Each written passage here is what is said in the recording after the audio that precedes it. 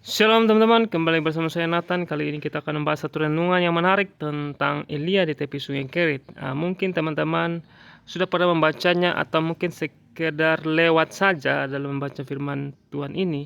Nah, kali ini saya akan membahasnya lebih detail lagi dan lebih dalam lagi. Semoga teman-teman dapat memahaminya. Nah, mungkin kalau apa yang saya sampaikan kurang jelas, mohon dimaafkan, dan mungkin ada yang kurang, mungkin teman-teman bisa berikan komentar di kolom komentar supaya saya bisa mengoreksi atau mungkin menambahkan dari apa yang saya sampaikan, mungkin sehingga kita saling melengkapi, mengisi satu sama lain supaya kita dapat menjadi pribadi yang lebih baik di kemudian hari dan bertumbuh dalam Tuhan dari hari ke hari. Seperti itu teman-teman. Mari kita membahas nih teman-teman tanpa berlama-lama lagi. Let's go. Nah, pembacaan kali ini terambil dalam 1 Raja-Raja 17 ayat 1-6. Nah, saya sudah mengutipnya di slide saya ini, saya sudah copy paste dari Alkitab. Nah, mari kita membacanya pelan-pelan teman-teman.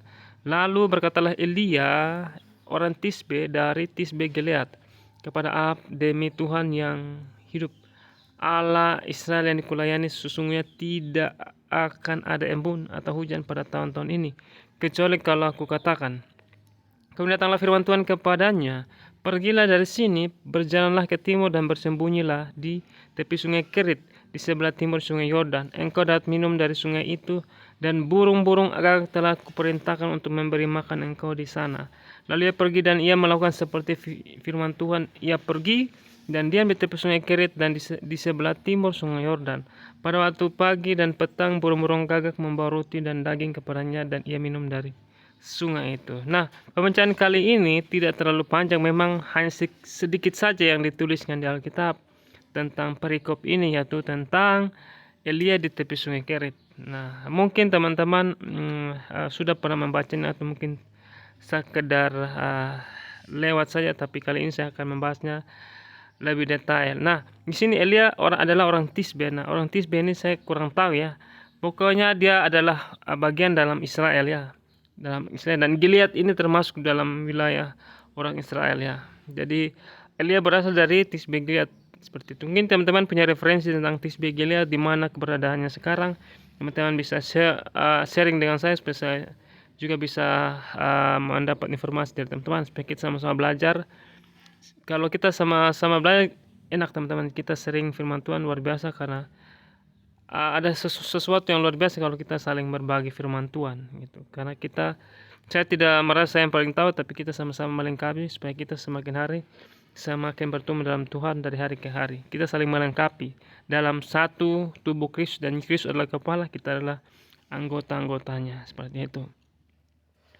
Nah, mari kita membahasnya di slide berikutnya. Nah, Elia adalah abdi Allah. Nah, Elia adalah, menurut saya, dia adalah abdi yang sangat terkenal, teman-teman, di dalam Perjanjian Lama di kitab Raja-Raja. Dan dia sangat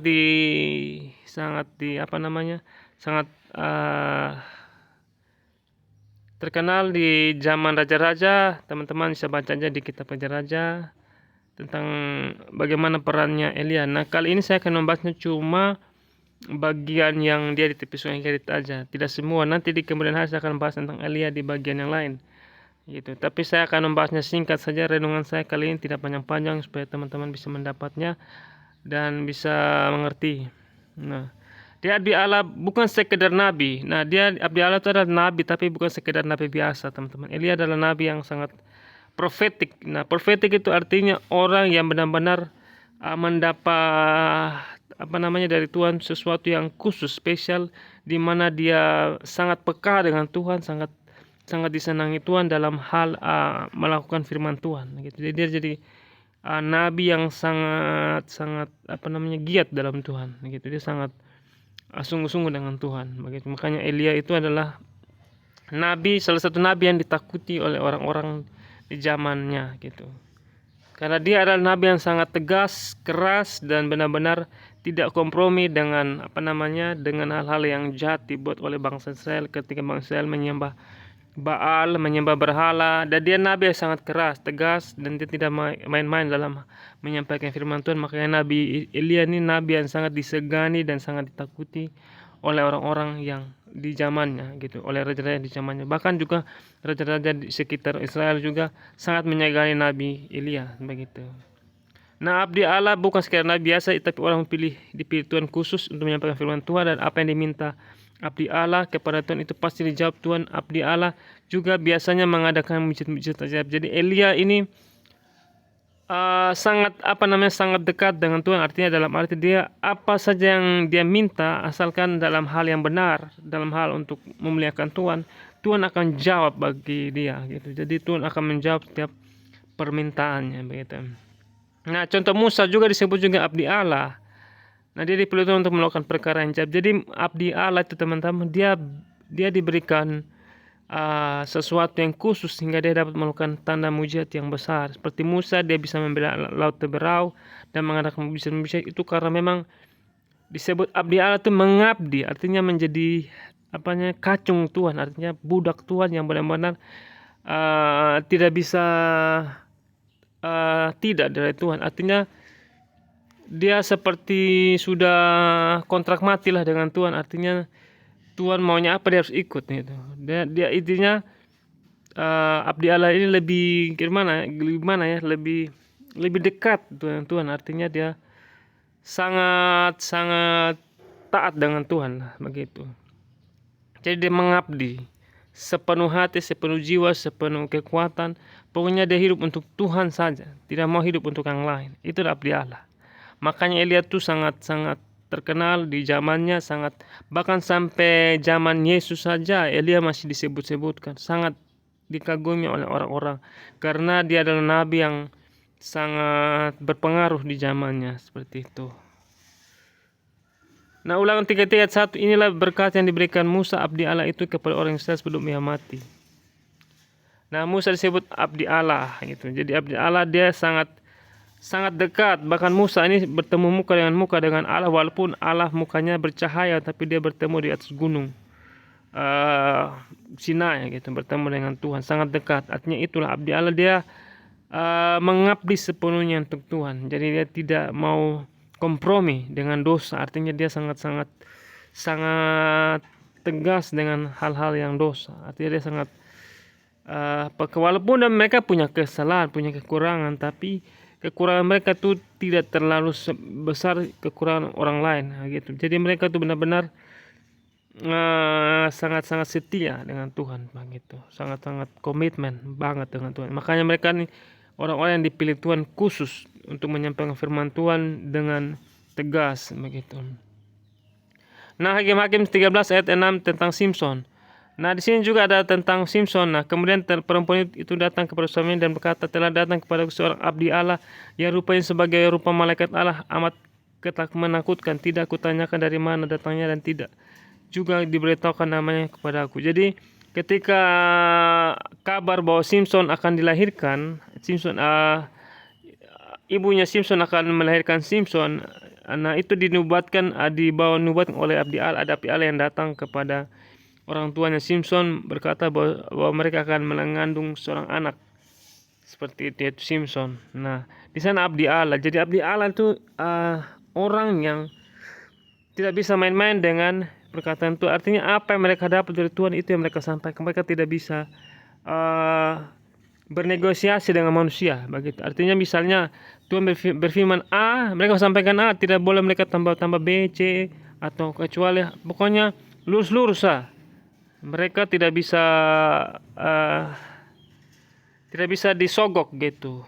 Kalau sampai mereka disogok, mereka bisa mati, teman-teman. Artinya mereka tuh sedikit ketika Musa diteledor saja waktu di air Meriba itu, dia tidak bisa masuk Kanaan gitu. Jadi abdi Allah tuh salah sedikit udah Tuhan marah gitu. Jadi sangat sensitif. Mereka tidak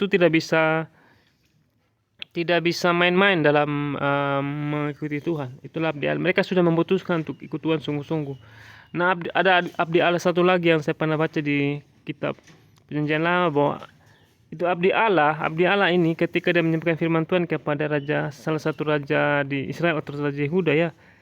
Dia saat dia menyampaikan firman Tuhan, nah Tuhan bilang kamu pergi jangan lewat lagi jalan yang kamu sudah datang. Jadi ketika dia menyampaikan firman Tuhan ke suatu bangsa itu, dia jangan lagi kembali melalui jalan yang dia sudah tempuh pertama. Dia harus lihat jalan lain supaya dia pulang. Tapi dia dicobai oleh nabi lain yang gitu, yang seolah-olah firman Tuhan berkata pada nabi tua itu bahwa nabi abdi Allah ini harus menumpang makan di rumahnya. Jadi Tuhan berfirman kepada abdi Allah itu, jangan singgah kemana-mana, pulang dan pulanglah. Ketika kamu sudah menyampaikan firman Tuhan, jangan lagi kamu singgah kemana-mana. Nah, tapi karena dia terpengaruh dengan nabi yang lain yang berkata palsu bahwa kamu harus singgah makan di rumahnya. Nah, ketika dia percaya nabi palsu itu berkata, dia makan. Nah, ketika dia makan situ pulang, dia mati dimakan oleh singa. Ada kalau teman-teman baca. Jadi abdi Allah itu teman-teman, dia harus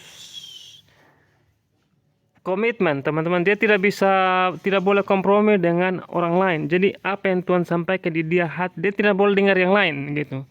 Seperti itu abdi Allah gitu. Jadi dia tidak sekedar nabi biasa, jadi nabi yang sangat-sangat expert gitu.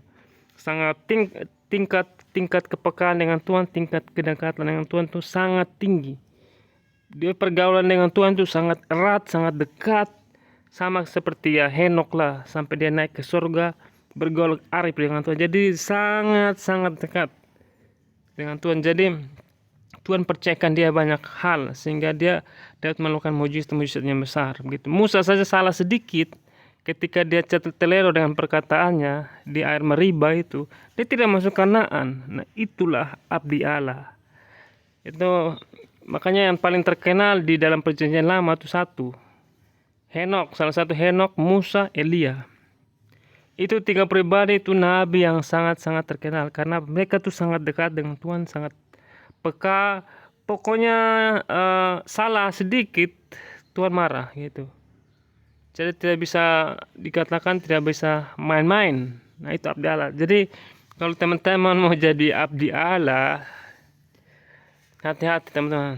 Jadi teman-teman tidak bisa main-main dengan hidup. Harus benar-benar suci, kudus, harus jaga hidup. Itu abdi Allah begitu. Serem ya jadi abdi Allah. Jadi salah sedikit kena gitu. Jadi itu abdi Allah. Makanya mereka tugasnya lebih berat. Makanya mereka disebut seperti Musa, itu disebut seperti ketika dia turun dari gunung Sinai wajahnya bercahaya atau seperti Allah gitu. Bercahaya karena sangat dekat dengan Tuhan. Makanya hati-hati kalau kita melihat hamba Tuhan yang benar-benar sangat suci, sangat dekat dengan Allah. Ya saya nggak tahu zaman sekarang kayaknya sudah nggak ada kayak gitu. Tapi zaman-zaman dulu ada. Kalau kita lihat mukanya pasti bercahaya gitu. Kalau kita orang awam lihat pasti muka bercahaya, itu berarti itu abdi Allah, atau nabi yang sangat-sangat dekat dengan Tuhan begitu. Itulah abdi Allah. Makanya Elia sangat-sangat terkenal dan sangat-sangat ditakuti oleh orang-orang karena ketika dia berkata, orang-orang sudah ketakutan, jangan-jangan ini bahaya nih gitu. Jadi apa yang diucapkan Elia itu terjadi teman-teman. Makanya Tuhan percayakan setiap apa yang dikatakan Elia, asalkan itu untuk memuliakan Tuhan, pasti terjadi. Kalau kita baca tentang Elia seperti itu teman-teman. Nah, abdi Allah itu khusus panggilannya dibandingkan nabi biasa, karena orang yang sangat tegas ikut Tuhan dan sungguh-sungguh ikut Tuhan, mereka seperti malaikat Tuhan. Jadi mereka sangat dekat dengan Tuhan begitu. Makanya Elia tuh dia naik ke surga. Kalau teman-teman baca di kejadian di Raja-Raja 2 Raja ya. Nah, Samuel juga disebut abdi Allah teman-teman. Samuel 1 Samuel 9 ayat 6. Tapi orang itu berkata padanya, tunggu, di kota ini ada seorang abdi Allah, seorang yang terhormat, segala yang dikatakannya pasti terjadi. Marilah kita pergi ke sana sekarang juga, mungkin ia dapat memberitahukan kepada kita tentang perjalanan kita tempuh ini. Jadi abdi Allah tuh sangat, perkataannya itu ya dan amin. Itu istilahnya orang kedua Tuhan lah gitu. Seperti itu di bumi ini. Jadi mereka tuh secara khusus gitu dipilih Tuhan. Dan ketika Samuel masih kecil, karena Hana menyerahkan Samuel kepada Imam Eli di bait cucu untuk tinggal melayani Tuhan sepenuh hak. Kayaknya Samuel ini tidak memiliki anak ya, tidak memiliki istri, dia benar-benar sepenuh hati mengikuti Tuhan. Makanya dia sangat dipakai Tuhan dalam dia yang mengurapi Saul menjadi raja, dia juga yang mengurapi Daud menjadi raja, seperti itu. Jadi apa yang dikatakan Samuel ini terjadi karena memang Tuhan pakai dia, benar-benar pakai. Kalau kita baca tentang Samuel, memang dia tidak bisa kompromi dengan dosa. Gitu. Ketika Saul jatuh dalam dosa, ketika Saul tidak taat dengan Tuhan, Samuel bilang, engkau sudah menyimpang dari firman Tuhan, engkau tidak taat. Makanya Saul dia tidak lagi dipakai sebagai raja, dia mulai kerajaan mulai goyah, digantikan sama Daud, begitu juga seperti itu. Makanya Samuel, kalau kita baca tentang Samuel nih, Samuel sangat tegas, dia tidak bisa dipermainkan oleh siapapun gitu. Makanya saat disegani, bahkan Saul ingin membunuh Samuel karena Samuel tidak hormati dia. Memang Samuel tidak perlu menghormati Saul karena memang dia hidup untuk Tuhan. Karena dia mengurapi Samuel yang mengurapi Saul menjadi raja, dan Samuel bilang, saya tidak akan melihat mukamu lagi gitu. Karena Saul sudah mengancam membunuh Samuel. Kalau kita baca, nanti saya akan bahas itu. Menarik kita baca Alkitab. Nah, abdi Allah mereka sejak kecil atau sejak muda sudah dikhususkan, atau mereka tergerak hatinya untuk melayani Tuhan. Jadi antara mereka dipilih Tuhan dan juga mereka yang tergerak hatinya untuk melayani Tuhan sepenuh hati. Itulah abdi Allah. Makanya mereka sangat diurapi sama Tuhan, sangat dipakai Tuhan. Seramlah kalau kita lihat abdi Allah itu, kalau kita memang ketemu abdi Allah itu, apa yang dikatakan tuh langsung dari mulut Tuhan, langsung dari Tuhan gitu. Jadi tidak ada lagi perantara-perantara. Ya mungkin melalui malaikat, tapi apa yang mereka sampaikan pasti terjadi gitu. Nah, kira-kira mereka musuh tidak kawin. Nah, kebanyakan abdi Allah itu tidak kawin, tapi Musa itu mengkawin, tapi dia tidak fokus pada hanya keluarganya, dia fokus untuk urusan untuk Tuhan begitu. Walaupun dia menikah, tapi dia fokus untuk kerajaan Allah, untuk firman Tuhan, untuk firman Tuhan, untuk pekerjaan Tuhan begitu. Jadi mereka fokus untuk Tuhan seperti itu. Jadi kalau kita lihat tentang Musa, cerita Musa itu tentang kebanyakan hanya tentang bangsa Israel. Jarang di Alkitab menulis tentang bagaimana keluarganya, istrinya, anaknya. Tidak terlalu membahas itu. Seperti itu. Jadi kebanyakan hanya membahas tentang perjalanan Musa dalam memberitakan Injil. Dan memberitakan Injil dalam membebaskan bangsa Israel dari Mesir, seperti itu. Jadi itulah pekerjaan abdi Allah. Memang ini orang-orang khusus dipilih dan dipanggil Tuhan. Contoh Samuel ketika dipanggil Tuhan saat dia tidur, begitu juga Musa dipanggil Tuhan. Jadi Musa dipanggil Tuhan, Samuel juga dipanggil Tuhan ketika dia masih kecil. Tuhan berkata, Samuel, Samuel gitu. Kalau kita baca di Samuel 1 gitu, Samuel dipanggil Tuhan. Begitu juga Musa dipanggil Tuhan. Elia juga kemungkinan dipanggil Tuhan. Jadi kebanyakan semua dipanggil Tuhan, tapi mereka yang memutuskan untuk ikut Tuhan sungguh-sungguh. Dari mereka sendiri juga. Tidak hanya Tuhan yang memilih, tapi mereka juga turut memilih untuk ikut Tuhan. Begitu juga kita kalau mengikuti Yesus. Yesus yang memilih kita, tapi kita juga harus memilih untuk hidup sungguh-sungguh untuk Tuhan. Jadi kalau Tuhan sudah memanggil kita, kita harus memilih untuk mengikuti Dia. Jadi tidak hanya Tuhan yang dahuluan untuk memanggil kita, tapi kita juga harus meresponi panggilannya supaya benar-benar teguh panggilan kita itu tidak goyah dan kita bisa menyelesaikan pertandingan kita sampai akhir zaman gitu. Itulah perjuangan kita begitu.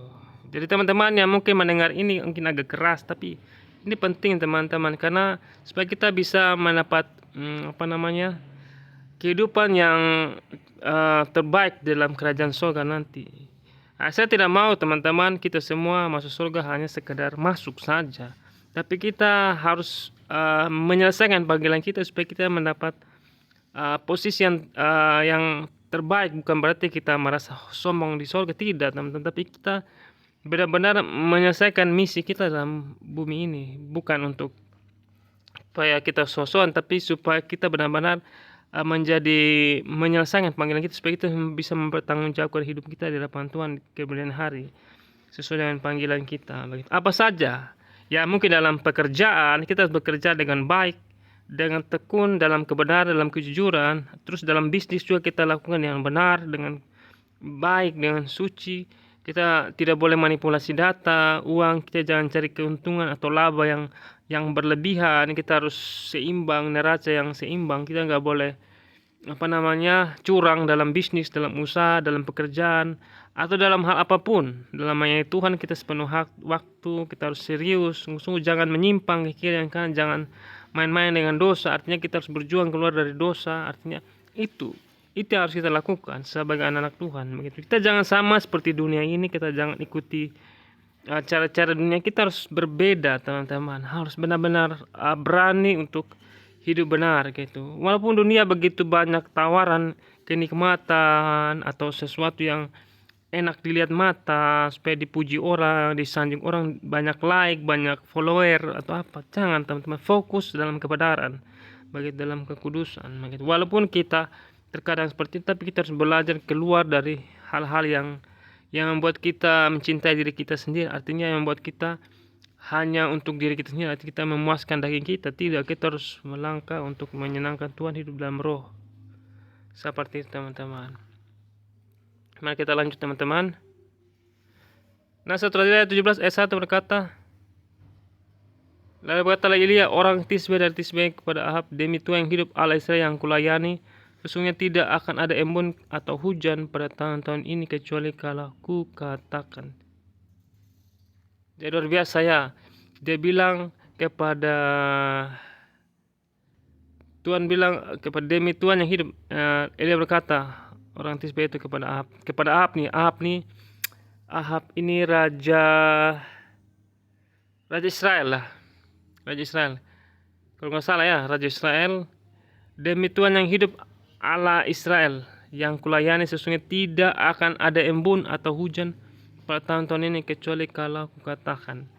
Jadi dia bilang kepada Ahab, demi Tuhan yang hidup, karena di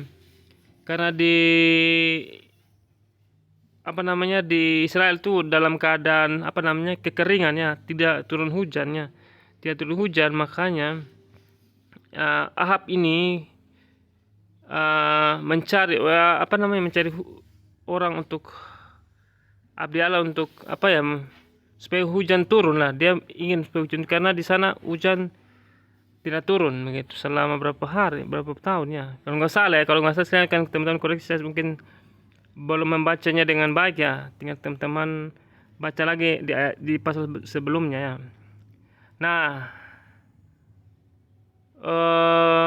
di sini dia bilang, berkata, demi Tuhan yang hidup, Allah Israel yang kulayani, sesungguhnya tidak akan ada embun atau hujan pada tahun-tahun ini kecuali kalau kukatakan. Jadi embun atau hujan pada tahun ini tidak akan turun kecuali kalau Elia yang katakan. Jadi Tuhan sangat memakai Elia, bahkan Elia untuk hal-hal yang seperti ini, hujan turun saja. Kalau Elia katakan baru hujan turun. Bayangkan, sangat-sangat luar biasa ya.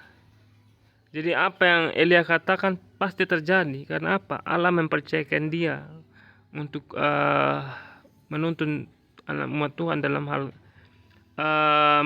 menegakkan kebenaran di dalam pemerintahan Raja Israel dan Raja Yehuda gitu. Jadi Elia sangat-sangat dipercayakan Tuhan untuk dia, apa yang dia katakan pasti terjadi gitu. Nah, di sini kan berkata bahwa sesungguhnya tidak akan ada embun atau hujan pada tahun-tahun ini kecuali kalau kukatakan.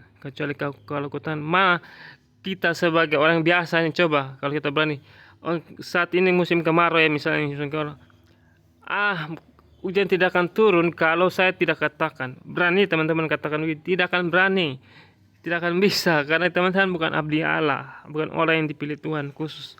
Kalau Elia berkata begitu karena memang dia tahu bahwa Tuhan percayakan kepada dia. Apa yang dikatakan atas dasar kebenaran, atas dasar kehendak Tuhan, dia pasti terjadi apa yang dikatakan. Seperti itu. Jadi itulah kekhususan abdi Allah. Makanya kalau teman-teman mau menjadi abdi Allah, nah tiru seperti Elia, artinya hidup sesungguh-sungguh untuk Tuhan. Benar-benar tajam dengan Tuhan, tidak boleh kompromi dengan dosa apapun. Benar-benar tegas dengan hidup ini, benar-benar rela menderita untuk Tuhan maupun penderitaan, tetap setia dengan Tuhan. Itu namanya abdi Allah. Top lah, marko top gitu. Seperti itu. 1 Raya 17 ayat 2 sampai 5. Kemudian datanglah firman Tuhan kepadanya, pergilah dari sini, berjalanlah ke timur dan bersembunyilah di tepi sungai Kerit, di sebelah timur sungai Yordan. Jadi Tuhan berfirman kepada Elia, pergi dari sini. Dari sini atau dari daerah situlah tadi, di daerah Israel. Perjalanan ke timur, pergi ke timur dan bersembunyi di tepi sungai Kerit, di sebelah timur sungai Yordan. Nah, di sebelah timur sungai Yordan itu ada sungai Kerit. Sorry ada sedikit gangguan. Engkau dapat minum dari sungai itu, dan burung-burung gagak telah kuperintahkan untuk memberi makan engkau di sana. Lalu ia pergi dan ia melakukan seperti firman Tuhan. Ia pergi dan diam di tepi sungai Kerit dan di sebelah timur sungai Yordan. Nah, abdi Allah adalah orang-orang yang tidak hanya dipilih Tuhan, tapi mereka juga memilih ikut Tuhan sungguh-sungguh, karena bukan sekedar biasa ikut Tuhan, tapi taat sepenuhnya, tak banyak pertimbangan. Khusus Elia lebih spesial daripada nabi-nabi. Elia minta apa saja kepada Tuhan dalam melakukan misi. Tuhan menjawab asalkan untuk kemuliaan Tuhan. Dia nabi yang sangat taat akan Tuhan, saking taatnya Tuhan dia dipakai Tuhan dengan luar biasa. Seperti itu. Jadi Elia diperintahkan Tuhan untuk bersembunyi di tepi sungai Kerit. Nah, mungkin menurut saya Elia disuruh Tuhan untuk bersembunyi di tepi sungai Kerit karena Elia ini mau ditangkap atau mau dikejar, mau dibunuh oleh orang-orang yang tidak suka dengan dia, karena apa yang dia katakan oleh Elia itu pasti terjadi. Jadi orang-orang yang tidak disuka dengan Elia ini mau membunuh Elia, makanya kemungkinan Tuhan menyuruh Elia untuk bersembunyi supaya jangan dikejar-kejar oleh orang-orang yang ingin mencabut nyawanya. Seperti itu, karena dia adalah abdi Allah yang sangat peka dengan Tuhan, dengan Allah. Makanya orang-orang tidak suka dengan dia karena apa yang dia katakan itu pasti terjadi. Bahkan hal-hal yang buruk pun untuk suatu bangsa, karena bangsa itu menyembah berhala. Nah, Tuhan akan menurunkan malapetaka kepada orang-orang atau bangsa yang menyembah berhala. Makanya ketika Elia berkata, kerajaan makan runtuh, kamu akan mati dimakan ini. Begitu, makanya mereka takut karena apa yang dia katakan itu pasti terjadi. Begitu, makanya mereka ingin membunuh Elia. Mereka tidak suka dengan kebenaran. Begitu, mereka tidak suka hal-hal yang menakutkan ketika hukuman dari Tuhan. Mereka takut. Tapi mereka tetap suka melakukan dosa. Tapi mereka tidak sadar bahwa dosa itulah yang membuat kerajaan mereka runtuh karena dosa itu. Makanya Tuhan mengutus Elia untuk menyampaikan kebenaran. Tapi ketika Elia menyampaikan kebenaran atau memberikan mereka nubuatan dari Tuhan tentang hukuman yang akan terjadi jika mereka tidak bertobat, mereka tidak suka mendengar hal itu. Makanya mereka ingin membunuh Elia, sehingga Tuhan memerintahkan Elia untuk bersembunyi di tepi sungai Kerit. Gitu. Nah, Elia sangat terkenal gak bisa melihat masa depan. Artinya bukan karena Elia, tapi karena Tuhan melihat hatinya. Elia baik sehingga Elia dipercayakan untuk berbuat. Jadi Elia, Tuhan memang memilih orang-orang yang benar-benar hatinya tulus untuk Tuhan. Bukan ada hati yang mendua hati. Artinya Elia benar-benar punya hati yang benar-benar sungguh-sungguh untuk Tuhan, melayani Tuhan sepenuh waktu. Soal sini saya tulis Elisa, maaf salah ya. Elia sangat terkenal tidak hanya di kalangan orang Israel, tapi di seluruh bangsa di sekitar Israel. Dia tidak hanya di bangsa Israel ya, tapi di sekitar wilayah sekitar kerajaan Israel, ada kerajaan juga Elia terkenal di situ. Jadi kalau teman-teman baca tentang Elia ya, teman-teman lihat Elia juga pernah bernubuat kepada raja bangsa lainnya. Jadi Elia sangat terkenal di zamannya seperti itu. 1 Raya 17 ayat 6. Pada waktu pagi dan petang burung-burung gagak membawa roti dan daging kepadanya, dan ia minum dari sungai. Elia tidak perlu banting tulang cari kerja untuk bisa dapat makan. Makan pun disediakan Tuhan lewat burung gagak. Jadi Elia abdi Allah itu tidak pernah takut dalam hal kelaparan, tidak bisa minum.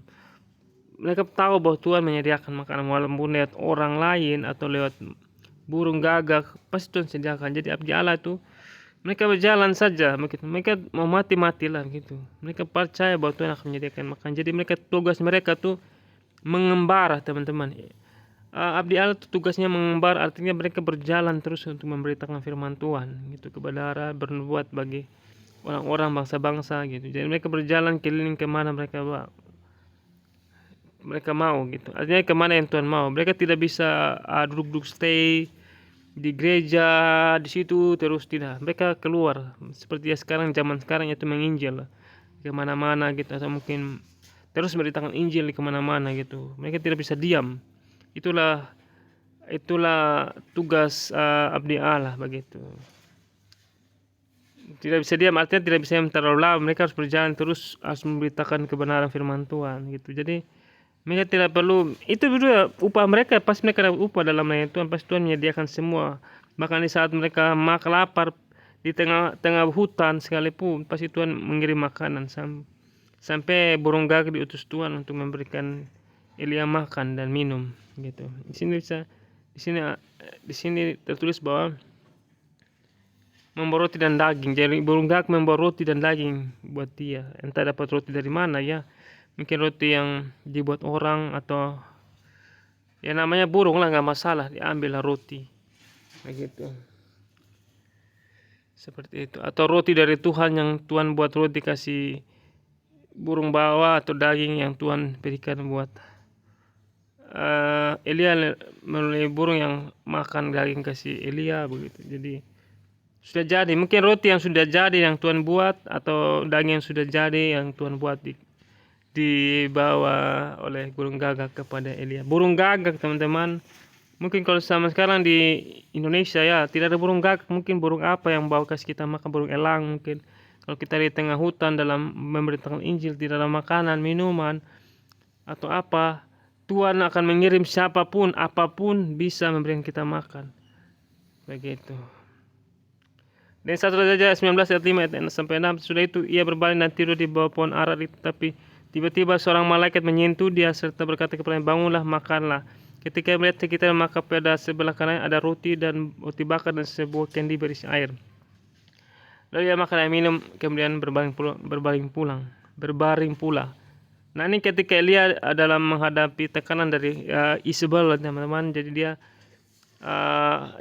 istirahat di mana ya, di tempat tidur lah, di mana satu gua lah, di mana gitu. Nah di bawah pohon ara lah, di sini bawah pohon ara, tapi tiba-tiba ada malaikat datang menyentuh dia serta berkata, bangunlah, makanlah. Makanya malaikat menyediakan makanan buat Elia gitu, yaitu ada roti bakar dan sebuah kendi berisinya. Jadi roti sudah dibakar teman-teman. Luar biasa ya. Malaikat bakar roti, atau roti sudah jadi, roti bakar sudah jadi, dikasih kepada Elia. Jadi seperti itu teman-teman. Jadi sangat luar biasa ya. Tuhan menyediakan teman-teman. Bahkan malaikat pun Tuhan utus teman-teman untuk memberi kita makan. Asalkan kita benar-benar melayani Tuhan dengan sungguh-sungguh begitu. Entah dengan cara apapun, mungkin malaikat kah, orang lain yang kasih makan, atau burung, atau apapun, Tuhan pasti menyediakan. Artinya Tuhan bilang, carilah dari hulu kerajaan Allah, maka semuanya akan ditambahkan. Itulah maksud dari semua ini teman-teman. Kita belajar dari Elia seperti itu. Jadi fokus saja kita melayani Tuhan, walaupun dalam kesibukan kita dalam kantor, itu tetap kita harus melayani Tuhan. Artinya kita harus kerja dengan benar, dengan suci, jangan kompromi dengan dosa, jangan terima suap, jangan terima gratifikasi apapun. Kita benar-benar bawa kebenaran kerajaan Allah. Dalam pekerjaan kita juga kita sambil memberitakan kebenaran firman Tuhan, membawa damai, membawa kasih kepada orang di sekitar kita, supaya mereka bisa mengenal Tuhan yang kita sembah, mengenal Yesus Kristus yang juru selamat, supaya mereka diubahkan, mereka dipulihkan, mereka menjadi orang-orang yang merdeka di dalam Tuhan. Mereka juga bisa dipakai Tuhan, menjadi alat Tuhan kemanapun Tuhan perintahkan mereka, supaya kita semua menjadi anggota tubuh Kristus yang berfungsi, semua masing-masing melakukan tugasnya dalam membangun rumah Tuhan, yaitu tubuh Tuhan adalah bait Tuhan, kita adalah anggota-anggotanya, dan Yesus adalah kepala dari gerejanya. Itulah kita harus saling melengkapi. Artinya kita harus memaksimalkan panggilan kita dalam hidup kita. Apa yang kita rasa Tuhan memanggil kita di area sini, kita lakukan begitu. Cari kita punya talenta dalam hidup kita, apa yang kita punya dalam hati kita kembangkan untuk kemuliaan Tuhan. Begitu juga. Itu tidak harus seperti saya memberitakan firman ini, Tuhan ini tidak harus seperti saya. Mungkin teman-teman dengan cara teman-teman punya berkat bisa memberkati orang lain, atau teman punya keahlian apa lakukan untuk melayani Tuhan. Jadi kita saling melengkapi, walaupun tidak bisa bersama-sama, tidak saling ketemuan, tetap teman-teman lakukan bagian teman-teman di tempat teman-teman, dimanapun teman berada. Tapi ingat, fokus untuk menyenangkan Tuhan, lakukan dengan benar, dengan baik, dengan suci, supaya kita benar-benar menjadi orang yang luar biasa, dipakai Tuhan seperti Elia, seperti itu. Nah, sehingga Elia dipakai Tuhan, sampai Elia juga dibawa Tuhan ke surga tanpa lewat kematian, begitu. Jadi luar biasa ya Elia. Makanya itulah kita harus belajar dari Elia, dan juga hamba Tuhan lain yang sungguh-sungguh ikut Tuhan. Gitu. Jadi ikut Tuhan itu memang berat tapi menyenangkan, walaupun berat tapi menyenangkan, dan memberkati kita, membuat kita tetap teguh dalam Tuhan. Nah, kesimpulannya, ikut Tuhan dengan segenap hati seperti Elia, maka kita akan memperoleh berkat-berkat yang luar biasa. Berkat juga tidak melulu tentang duit, tapi kuasa untuk melakukan perkara yang ajaib. Perkara ajaib bukan untuk sombong-sombongan, tapi memuliakan Tuhan. Jadi jangan seperti orang lain yang punya karunia mujizat, tapi dia sombong dengan kehebatannya. Tapi dia yang dimuliakan, dia yang disenyum-senyum, dia yang dipuji-puji, dia yang dicari orang. Seharusnya dia harus menjadi hamba, hanya Tuhan yang dicari, bukan dia. Dan begitu saya juga, saya tidak mau dicari teman-teman. Jangan cari saya, cari Tuhan Yesus. Saya cuma hamba, saya cuma orang biasa yang rindu untuk menyampaikan firman Tuhan. Itu saja. Saya tidak mau dicari-cari, saya tidak mau ditemui juga, saya tidak mau juga. Kalau Tuhan berkenan saya mau, tapi kalau saya untuk mencari kemuliaan saya tidak mau, teman-teman. Biar saja, yang penting yang lebih penting teman-teman diberkati dengan apa saya sampaikan. Saya tidak perlu harus naik mimbar, naik ini podium bintang film, itu tidak perlu. Cukup ini saja, bagi saya sudah cukup. Yang penting teman-teman bisa melakukan firman Tuhan dalam kehidupan sehari-hari, menjadi berkat, menjadi teladan dalam kehidupan. Itu cukup aja, nggak perlu harus tampil viral, nggak perlu. Saya tidak mau, biar Tuhan saja yang dimuliakan, begitu. Kita harus memuliakan Tuhan, bukan kita cuma hamba, kita cuma manusia, kita biasa. Kita tidak boleh menyombongkan diri kita sama seperti manusia biasa. Kalau memang kita dipakai Tuhan luar biasa, bukan kita tapi Tuhan yang harus dimuliakan, begitu. Yang penting di sini adalah setia, dan juga apapun yang kita lakukan, walaupun kita melihat bahwa kita sendiri, tapi percayalah Tuhan akan menyediakannya, asalkan kita tetap lakukan apa yang Tuhan mau, bukan apa yang orang mau, gitu. Jadi jangan fokus apa kata orang, tapi fokus apa kata Tuhan dalam hidup kita, seperti itu. Ketika Elia dia kompromi, pasti Tuhan tidak pakai dia, gitu. Tapi ketika dia setia, pasti Tuhan pakai dia sampai akhir. Begitu juga Musa, ketika dia telero dan kata-katanya, dia tidak masuk Kanaan. Artinya benar-benar ikut Tuhan memang pasti ya ada kita pasti ada kesalahan, tapi kita harus belajar kesalahan itu. Jangan sampai kita lakukan kesalahan yang sama lagi. Kita berjuang supaya kita benar-benar sempurna pada akhirnya kedatangan Tuhan. Kita didapati tak bercacat dan tak bercela di hadapannya. Tiap hari kita dibaharui, disucikan dengan darahnya, dengan Roh Kudusnya. Kita dibaharui supaya kita tiap hari benar-benar semakin bertumbuh dalam Tuhan, semakin berkenan di hadapan Tuhan. Nah, itu saya mungkin dari saya, teman-teman. Mohon maaf kalau ada salah kata atau sesuatu yang kurang pas, tapi saya percaya ini sangat memberkati teman-teman, walaupun agak keras, agak tegas, tapi benar-benar supaya kita belajar makan makanan yang keras, tidak hanya minum susu saja, tapi kita harus belajar makan makanan yang keras supaya kita benar-benar dilatih, supaya kita jiwa kita dilatih, tubuh kita dilatih untuk menjadi pribadi-pribadi yang tangguh menghadapi apapun. Dan kita benar-benar saling melengkapi, saling menguatkan satu sama lain di dalam kasih, di dalam kebenaran, dalam kesucian, supaya kita benar-benar menjadi berkat dan memuliakan nama Tuhan Yesus. Terima kasih. Ini saja yang saya sampaikan. Semoga teman-teman diberkati. Shalom.